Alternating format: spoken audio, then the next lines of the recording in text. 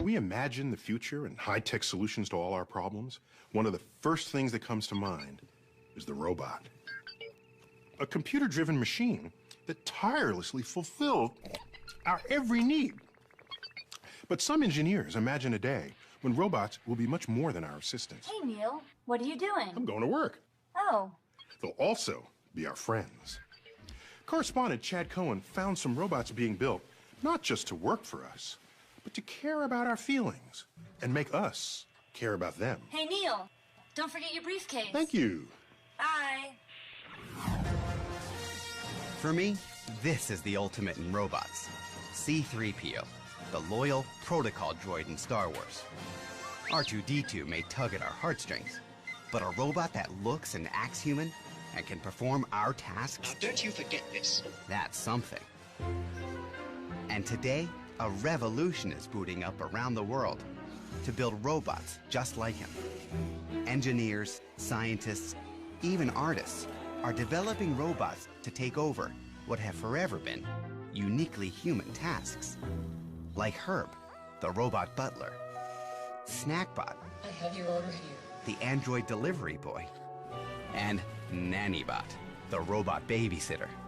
In Japan, where the aging population is growing faster than in any other country, researchers are developing robots to care for the elderly.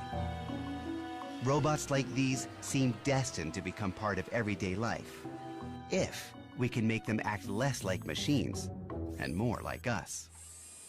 Hello. Simon, can you hear me? Loud and clear. Can you hear me?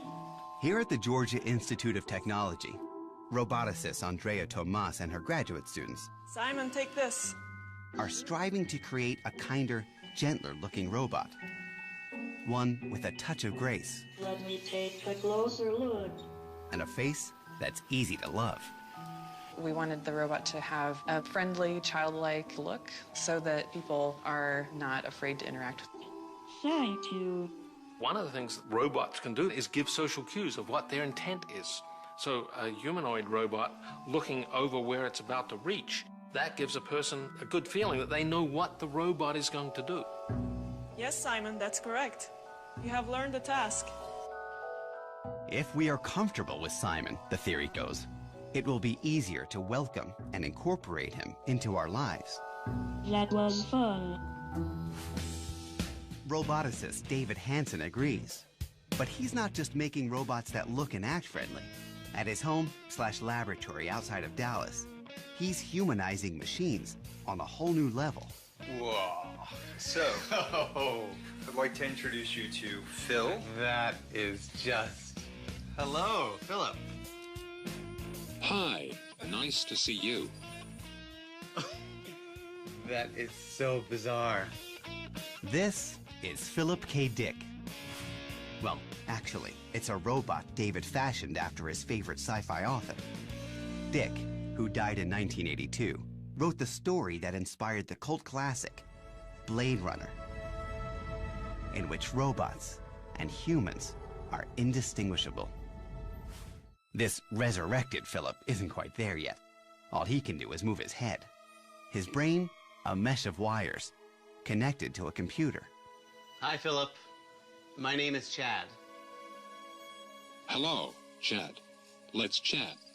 I live in Washington, D.C. I have 2 kids. So, I like kids 'cause we can play, and I don't... As we chat, Philip's synthetic brain starts humming, building a sort of mental model of me. Facial recognition software analyzes and tracks my face, as speech recognition software transcribes and sends my words to a database for a reply. Just calm down. Before long, we're in deep conversation. Do you agree with Descartes? And I think, therefore I am? Do you think? A lot of humans ask me if I can make choices or is everything I do and say is programmed. The best way I can respond to that is to say that everything humans, animals, and robots do is programmed to a degree. So how much of that is coming from what you've programmed it to say? It's a mix. Some of it's coming from knowledge on the web, some of it is written. And as my technology improves, it is anticipated that I will be able to integrate new words that I hear and learn online and in real time. I may not get everything right, say the wrong thing, and sometimes not know what to say, but every day I make progress. Pretty remarkable, huh? Wow. You're a very good-looking man. You're starting to overinflate my ego. But don't let me stop you. Philip's stunning good looks comes from David's patented formula for synthetic skin. Colleague Bill Hicks demonstrates. We've come up with a beautiful, unique recipe for simulating human skin. This is a lot like a cooking recipe. A combination of chemicals and a little bit of color are put into a mold. Several hours later, voila. Hello. Frubber. We're ready to go. The frubber has the right properties that allow it to fold, to bunch, to crease, and move into these forms that we think of as expressions. David then attaches the skin to tiny motors. So little motors inside pull on the frubber, basically, on the skin. Yep. To get kind of like a suite of human facial features, how many motors do you need? 28 motors for all the major muscles in the face. So you can see in the forehead some of the brow action. That is just to simulate crazy messed up. I mean, it's amazing. I mean, it's amazing to look at because you sit there and he's got the facial expressions and he sits there like he's engaged in the conversation. When he turns and looks at you and locks eyes, you feel it, you know? Right. And he definitely says things that make you empathetic to him in some way. Yeah. You feel like, oh, he's aware. And that's exactly what some experts worry about. Not that Philip is aware, but that I'm so easily tricked into believing he is. We're very cheap dates. We have Darwinian buttons, like being looked in the eye or being tracked. Once you have that kind of creature doing that to you, our buttons are pressed and we feel as though there's somebody home. But in fact, there's nobody home. Already, between internet chats and texting, we're constantly interacting with technology.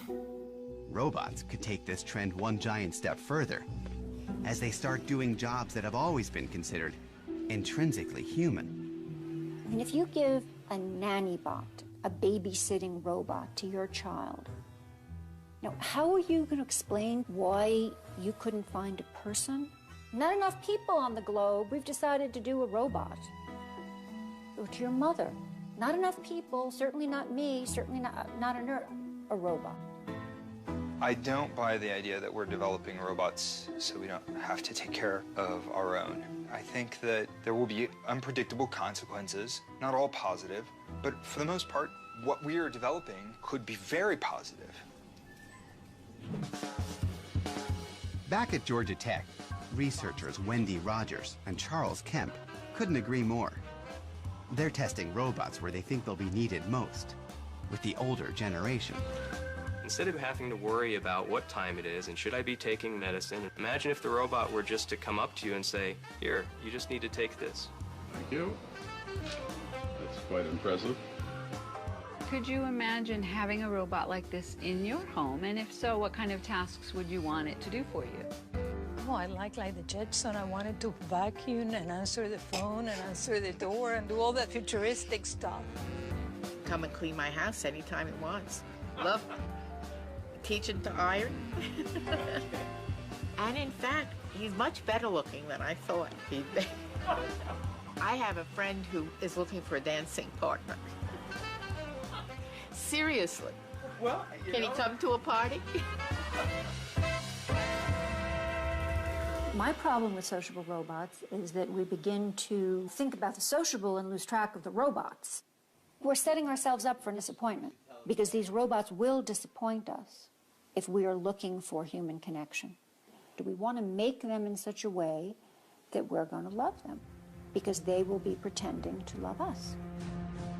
David fears if we don't humanize robots by bringing them into the human family, we face a frightening future. Think Terminator, a world in which killer robots turn on their creators and set out to destroy us. Hasta la vista, baby. Do you think robots will take over the world? Geez, dude. Yo got the big questions cooking today. But you're my friend, and I'll remember my friends, and I will be good to you. So don't worry. Even if I evolve into Terminator, I'll still be nice to you. I'll keep you warm and safe in my people's zoo, where I can watch you for old time's sake. I'm comforted. I'm very comforted now. I'm going to be part of his people's zoo. We all know it's dangerous to drive and do other stuff at the same time. Well, cars of the future might fix that. Correspondent Zaya Tong ran down some folks designing a car that could make driving a whole lot safer, because the car is a robot, and we won't be behind the wheel. Driving today is a nightmare. From texting drivers to horrific traffic jams, the car, once our biggest convenience, is creating some of our biggest problems. Today, you see gridlock in a lot of major cities around the world. In Asia and Europe, traffic is moving at about 5 to 10 miles an hour, and people are stressed out. But what if you could redesign a car in a way that could do away with all that stress and gridlock? Auto engineers have come up with an idea embodied in this, a revolutionary new vehicle called the Envy. Now, when I typically picture a car, I think of like 4 wheels and a steering wheel, but what I'm looking at right now looks like it's more out of a video game. That's right. These vehicles are not cars in the traditional sense of the word. First of all, to get in, you pop the hood. Let's go for a cruise. Nice. You won't need to gas up ever again, because these high-tech vehicles are electric-powered and can be charged in an ordinary outlet. No tailpipe and no toxic fumes. They're powered by 2 motors, one in each wheel. Top speed, about 25 miles per hour. They weigh less than 1,000 pounds, a quarter of your average car. And when it comes to maneuverability, these tiny 2-seaters can turn on a dime. But there's one feature that makes these vehicles truly unique. So right now, you're just in auto drive mode, is that right? Yes. With the help of GPS, wireless, and sensing technology, the Envy can be driven hands-free along a pre-programmed route. The idea is you just get in, tell the car where you want to go, and it'll take you there.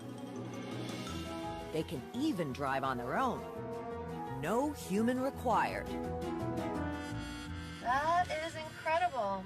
That looks like a ghost car, though, the way it's driving itself, right? You know, it's actually a bit spooky. Spooky or not, it can also do this. Ah, you're gonna crash! Stop by itself when something is in its path. The vehicles know each other's location and direction of movement and speed of movement. That's because sensors, equipped with vision and ultrasonic technology, give them the ability to sense objects around them. And a wireless network enables them to talk with one another, just like computers communicate through the internet.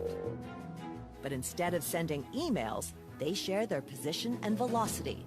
So right now, because this vehicle talked to the other vehicle, the other Envy, it saw us coming and it stopped. That's correct, yes. That's great. So this would prevent accidents then? This would prevent accidents. And in theory, if cars never hit each other, they don't need to be designed like cars. You eliminate the airbags. You eliminate a huge plate of metal between you and the road. We do have seat belts in there for that inadvertent bump. Or let's say you fall asleep, so you don't fall out of the seat. For its debut, 3 design teams from around the world were invited to create their vision of the car of the future. The vehicle that was designed in Europe, you know, they have all the runways in Milano and Paris. That vehicle is called the Fashionista. It has a very expensive aura to it. The blue bubble I rode in was designed in Australia. It's called Cute and Friendly. And the black one that looks a bit like Darth Vader was designed in California. That one we call the Techno Geek. Not only can fashionista, cute and friendly, and techno geek drive themselves, they can also pick you up. Well, the car of the future, like Envy, you call the vehicle and it will come to you. I just press this button and it will come and pick me up. Because walking to a car is so 20th century. This is so much Convenient, cooler isn't it? than ballet. I love it. Chris hopes these cars will dominate cities of the future and make gridlock a thing of the past. What I would like to see by the year 2030 is that people would still have that freedom of movement that an automobile gives them today. But these vehicles would be communicating with each other and sensing each other, and traffic would flow a lot more smoothly, and people would be able to relax in the vehicle. But what really gets me excited is the fact that this vehicle could provide accessibility for people who currently don't have access to an automobile. I'm thinking of people who are old, people who are very young, and people who are disabled. When will the Envies be roadworthy? It's hard to say. There are many technical hurdles still to overcome. In fact, this poor little Envy ran out of steam right in the middle of our drive. And cars like this aren't equipped to drive on the highway alongside unpredictable humans. To be safe, the Envies will need roadways of their own, where cars, not people, are in control. Until then, cars like these will remain the stuff of automakers' dreams and designers' fantasies.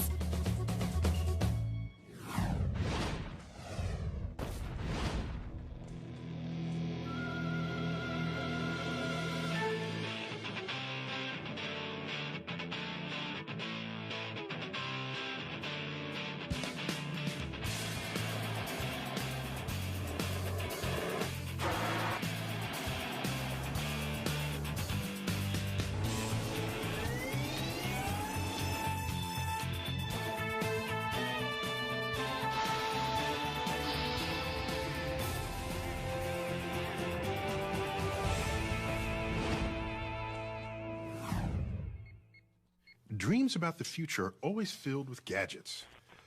Already, we've got plenty. Smartphones, computers, tablets, and at the rate we're going, we're sure to get more. But all these wonders of technology rely on a tricky commodity, electricity. And the truth is, the system that powers all this stuff is on its last legs. Recharge, battery. Recently, I met up with some people who are racing to reinvent the electrical lifeblood of our technological age, so that our visions for the future won't be left in the dark.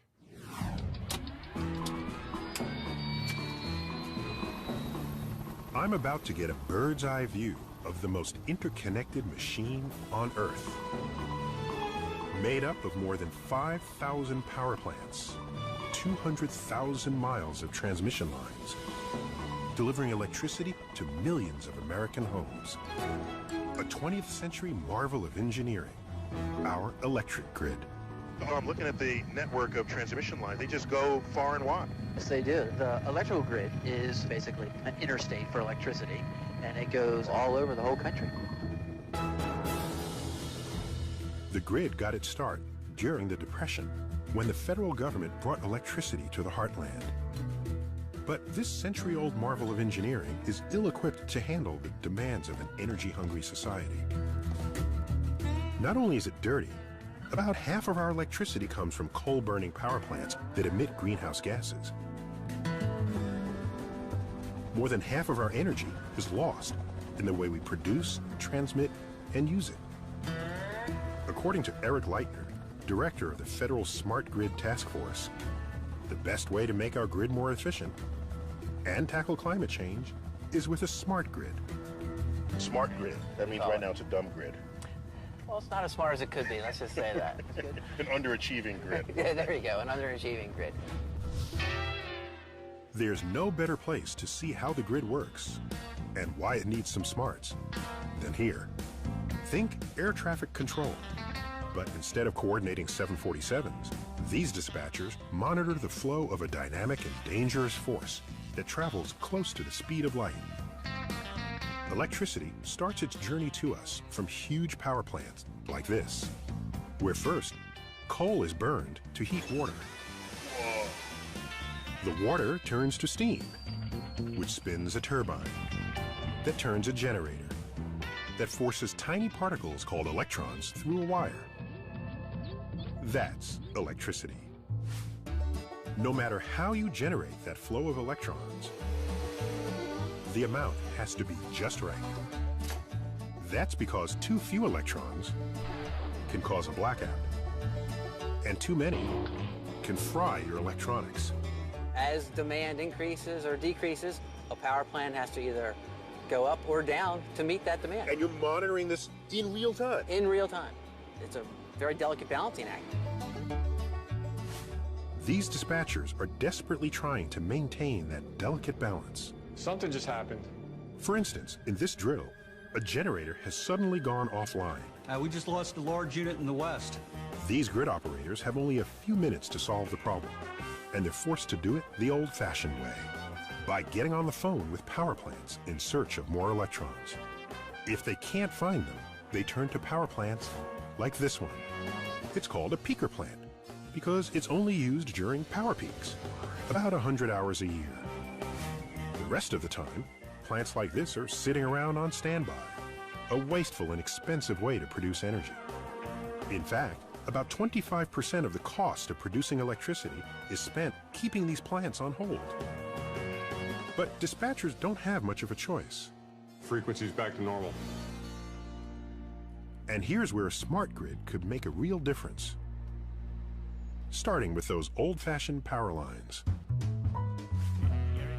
At the Electric Power Research Institute, they're working on giving them some smarts.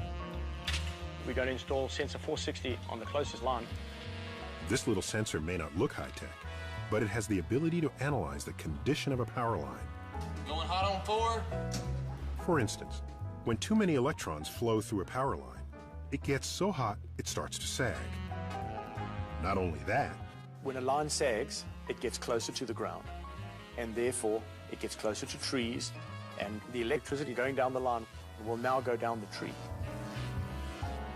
the result?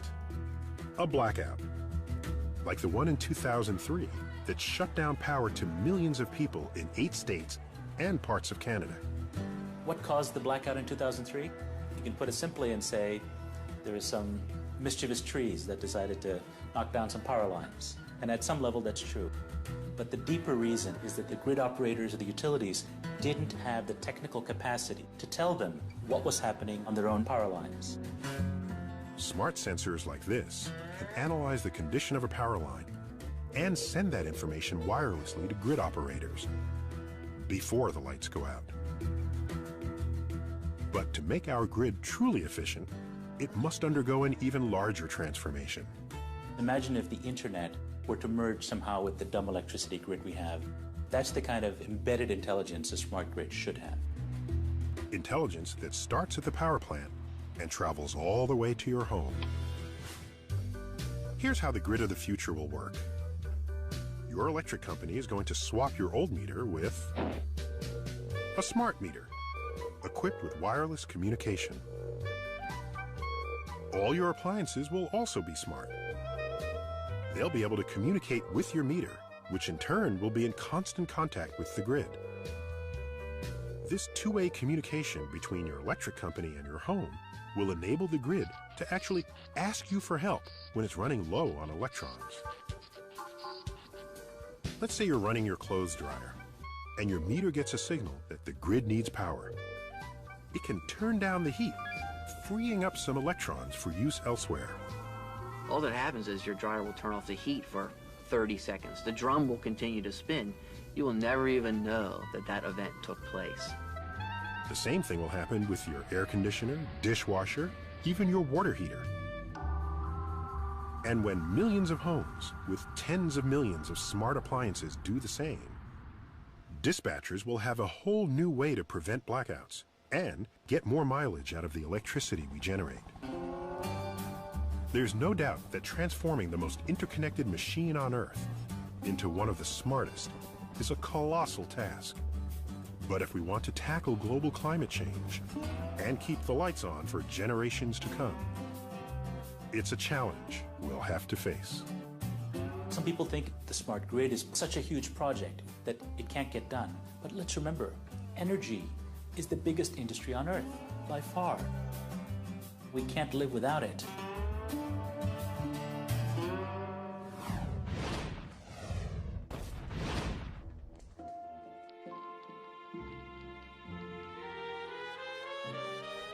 Il primo esempio, e anche il più grande, di una rete intelligente si trova in Italia, dove l'85% delle case ha contatori intelligenti, la più alta percentuale al mondo.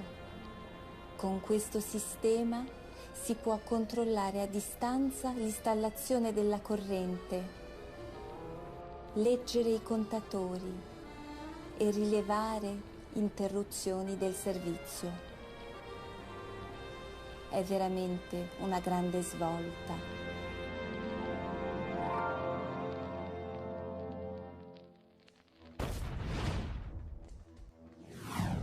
Pretty much every plant and animal alive today is the result of eons of natural crossbreeding. We are, of course, the products of our parents, grandparents, and all our ancestors. This orange takes it a step further. It's the result of farmers intentionally crossbreeding different kinds of oranges to get bigger, juicier, tastier fruit. What they're doing is manipulating genes, DNA, the instructions for all living things. But what if you could go even further and actually write genetic code from scratch? In this episode's profile, we meet one scientist who's trying to do just that. Custom design totally new forms of life that one day might save the world.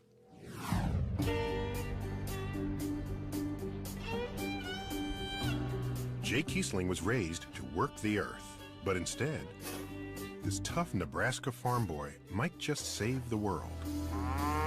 And before you think talk like that's just a bunch of manure, well, Jay can tell you all about manure. We had 200 pigs, and with 200 pigs, there's a lot of manure. And this was really hard work, scooping pig manure. It was no fun at all. Nobody enjoyed it. And that was probably the worst job. I like to say that I spent the first 18 years of my life with the smell of pig manure on my hands. Today, Jay's got plants, not pigs, and the manure isn't on his hands so much as it's on his mind. Jay Kiesling is a pioneer in the field of synthetic biology who's doing amazing things with the waste from bacteria. He's doing it here at the Bay Area's Joint Bioenergy Institute, or as everyone around here calls it, J-Bay, though they swear there's no pun intended.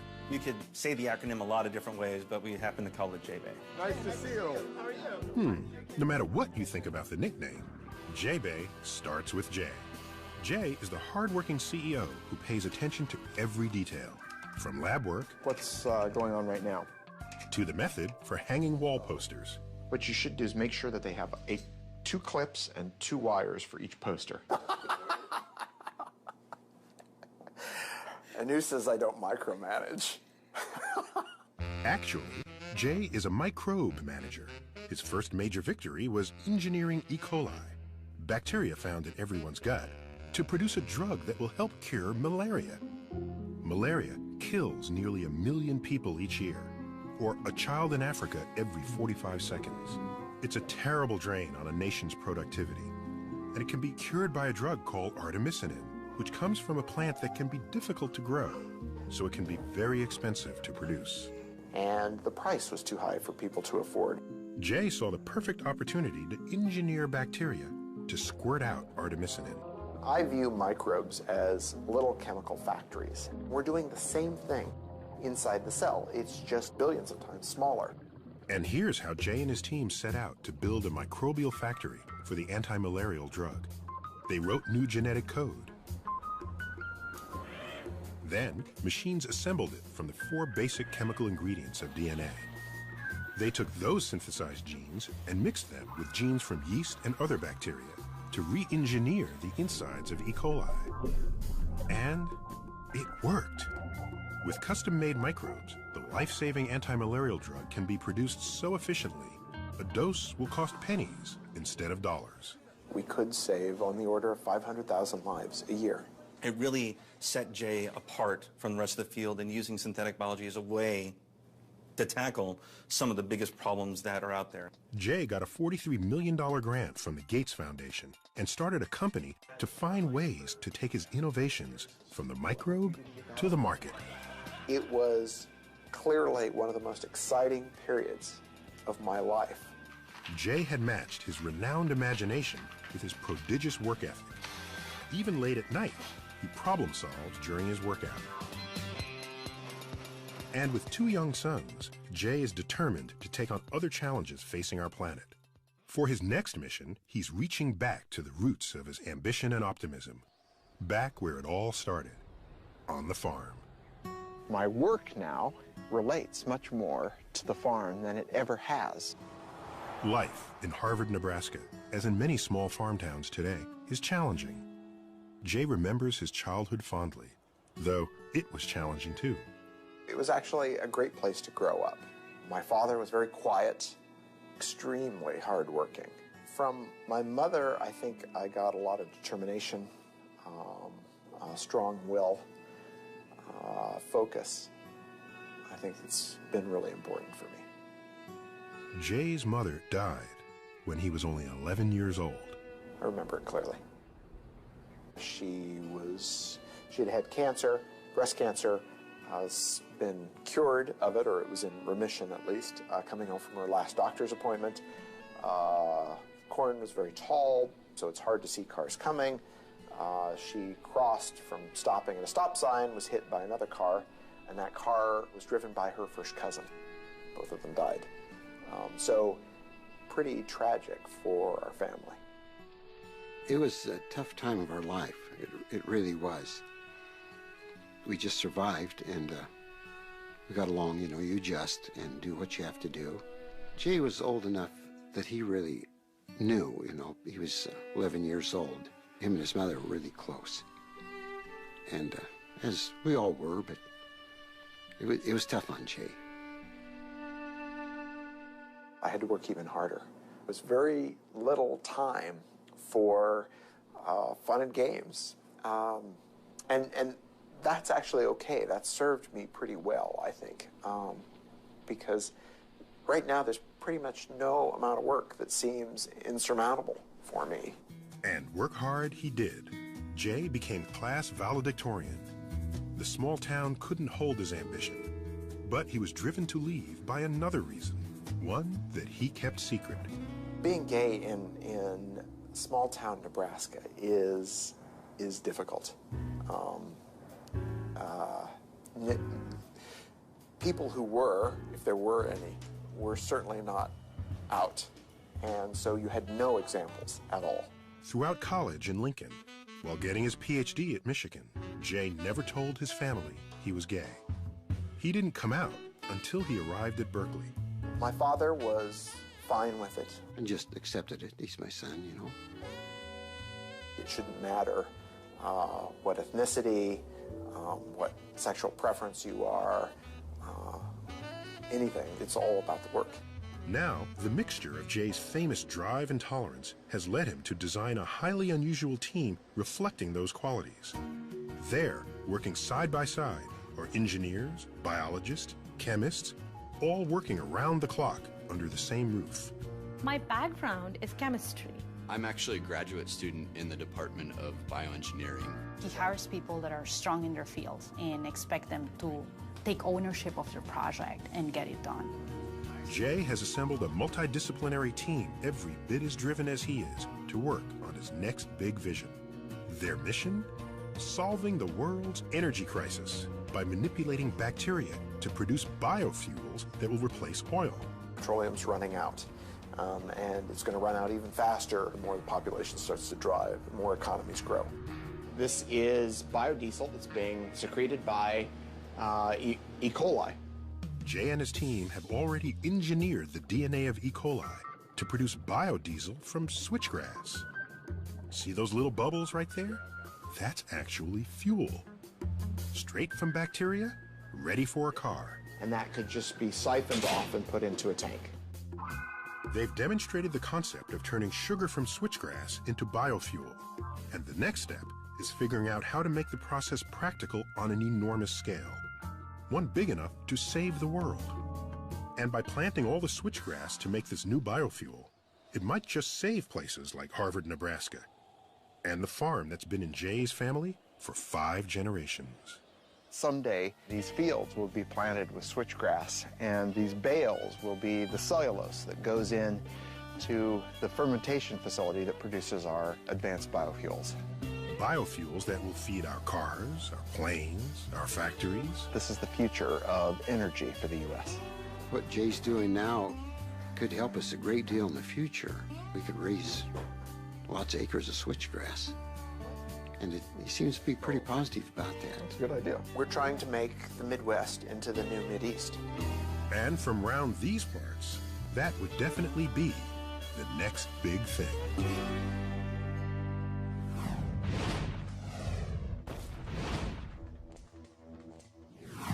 And now for some final thoughts on the next big thing. For most of human civilization, the pace of innovation has been so slow that a generation might pass before a discovery would influence your life, culture, or the conduct of nations. Today, and for a while now, we've come to expect major changes several times within a decade, especially among the developed countries.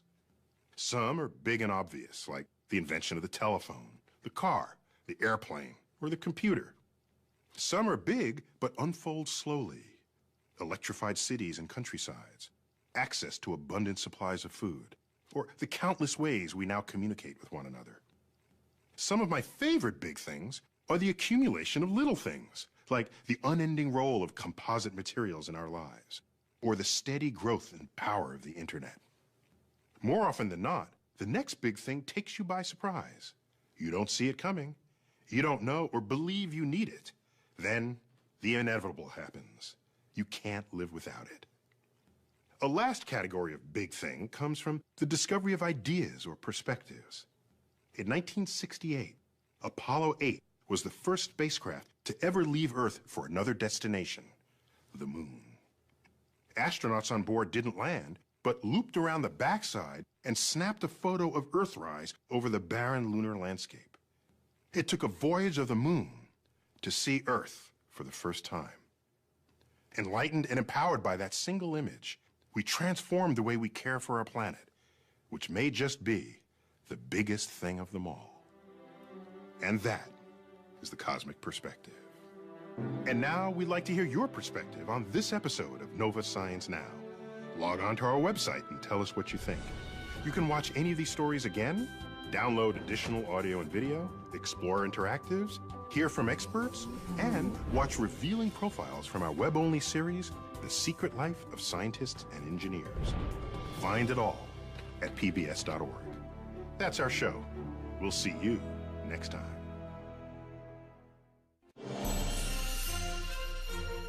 See a hidden side of science on Nova's web-exclusive series, The Secret Life of Scientists and Engineers. Think you know scientists? Think again.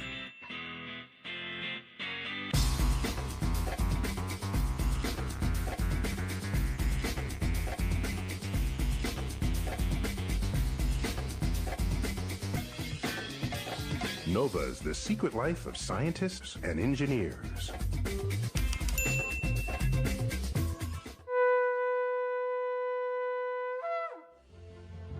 This Nova Science Now program is available on DVD at shoppbs.org or call 1-800-PLAY-PBS.